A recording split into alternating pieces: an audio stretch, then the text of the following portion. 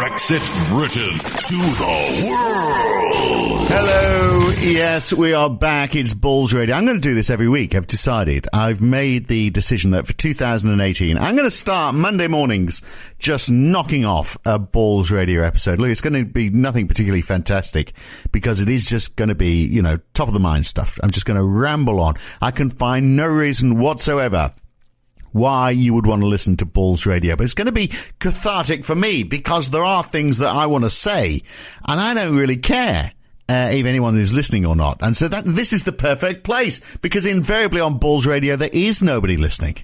So I can get away with saying all sorts of things. So that's what I'm going to do. It's going to fill in my Monday mornings. I've dropped the kids off.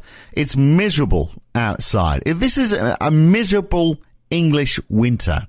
And you know, all we do in England during these misery days, summers are beautiful here, but winter, a bit hard to take. I must admit, I'm having a bit of difficulty getting used to it. But, you know, all you can do is fill in your time between the last time you're asleep and the next time you're asleep. That's all you do in Britain in winter. Just fill in your time between sleeps. I reckon there is a strong case if the human race is really going to evolve, and I think we're heading towards this, why don't we just evolve to the point where we do hibernate? I'm sure, you know, in our genes, if you go back far enough, you can take your genes off if it's more comfortable like that. But if you go back far enough in the human race, we will have found that we did hibernate. I think we should go back to those days. I can see in Australia where the sun's always shining, you know, you might want to be out and enjoying life. But in Britain, in winter, just sleep. I mean, to be honest, we are evolved. We are getting to the stage where we're evolving, where we are ready for that. Because you look at the amount of food that people are carrying around in their stomachs.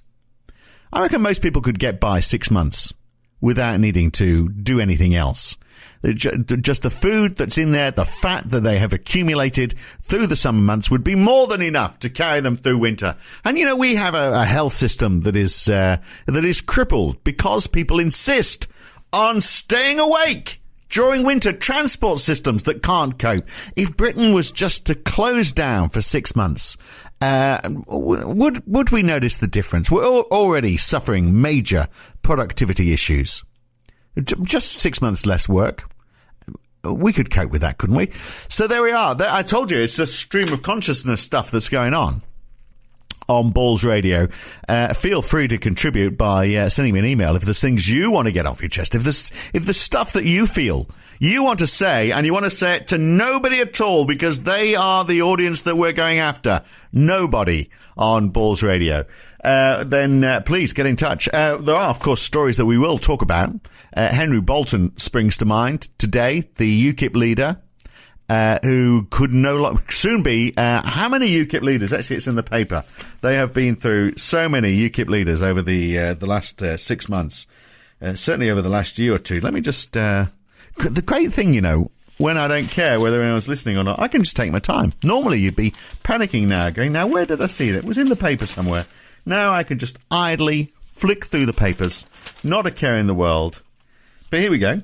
So they've had, basically, leaders of UKIP, in the history of UKIP, Nigel Farage, of course, Lord Pearson of Rannoch, Geoffrey Titford, got great names, haven't they? Back to Nigel Farage again. Diane James, back to Nigel Farage again. Paul Nuttall. What a disaster he was. So, Stephen Crowther. And then Henry Bolton. I think it's about time they went back to Nigel Farage again, don't you? But this guy, Henry Bolton, I just love this.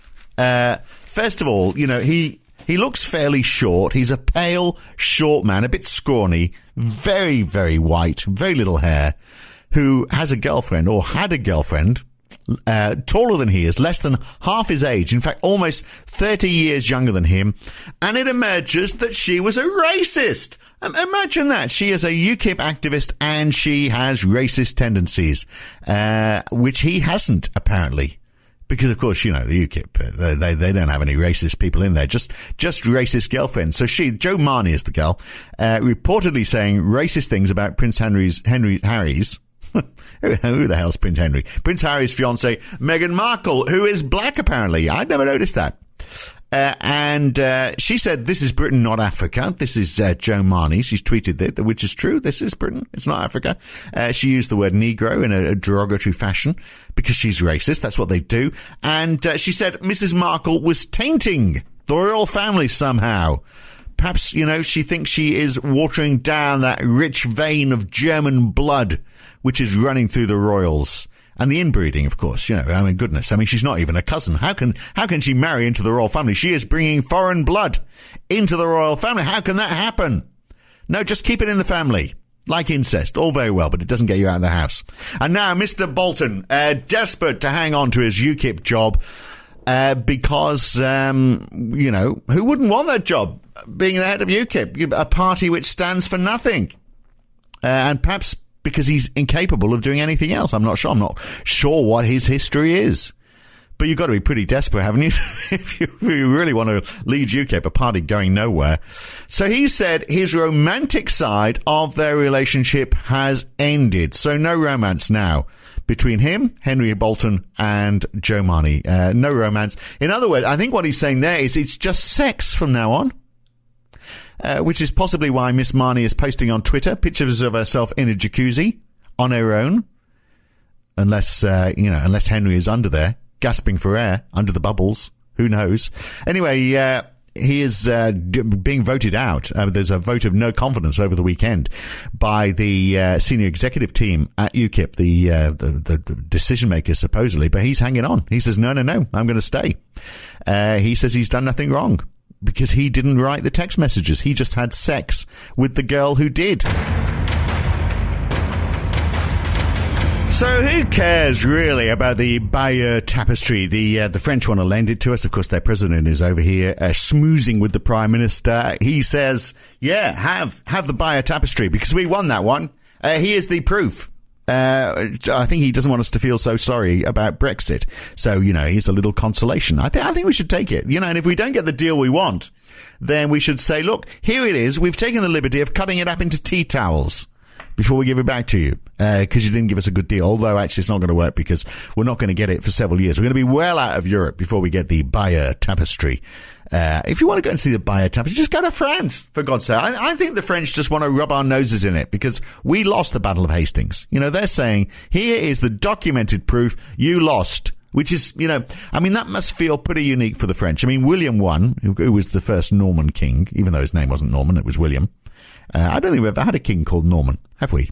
We had Egbert, Ethelred the Unready. We've had lots of Henrys and Edwards and more latterly George, but no one called Norman. Hello, my name's King Norman. I think we should have one. I think generally we should have more common names for our king. So so the royal family is down with the people. We should have King Ken or King Gary. Why can't we have a king called Gary or Shane?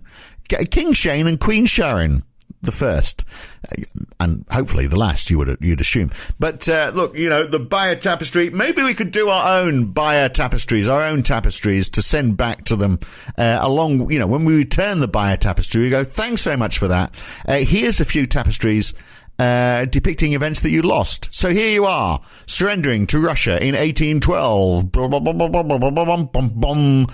The French surrendering to the Prussians in 1872. The French surrendering to the Germans in 1940. And, of course, Agincourt. Let's not forget Agincourt. Let's do a really big tapestry of Agincourt and send that back to them.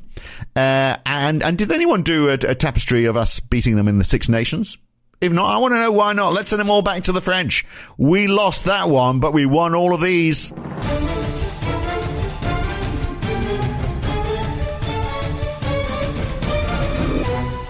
Hashtag Boris Bridge is a thing on Twitter after our foreign secretary here in Britain decided we needed a bridge built between Britain and France. Yes, we're getting the hell out of Europe, but we need more transport links, and one of them should be a bridge across the Channel, the biggest, busiest shipping corridor in the world. We should build a bridge over the bloody thing, even though, you know, there's gale force winds, high seas. It's going to be a very tall bridge, I would have thought. He said this, this isn't just something he said in a whim. To somebody from the press, and then it got blown out of all proportion. It was a summit with French officials on Thursday last week when he came out with this, because he loves bridges. Remember the Garden Bridge project, which cost £46 million without building even being started.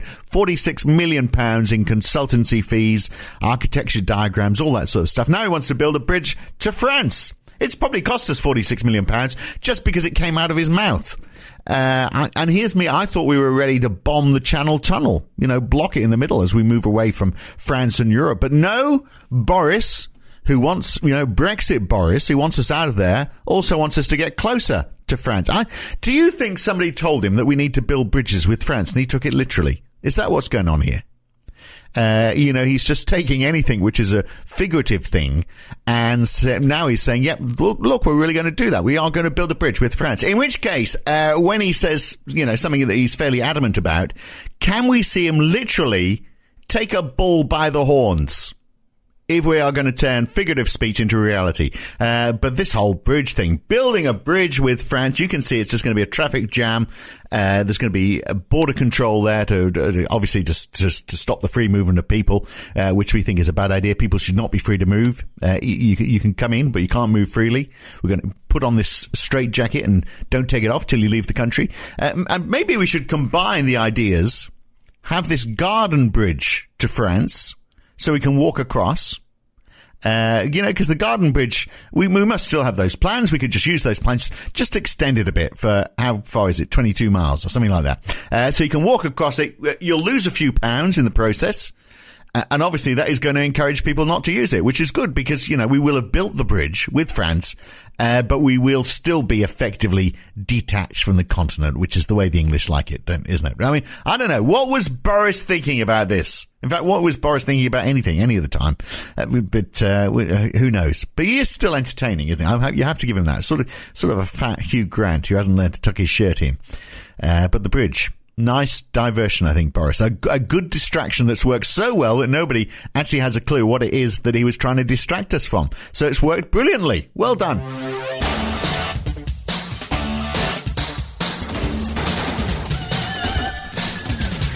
Now, as part of my ongoing parental responsibilities, I am largely responsible for the picking up and dropping off of our kids.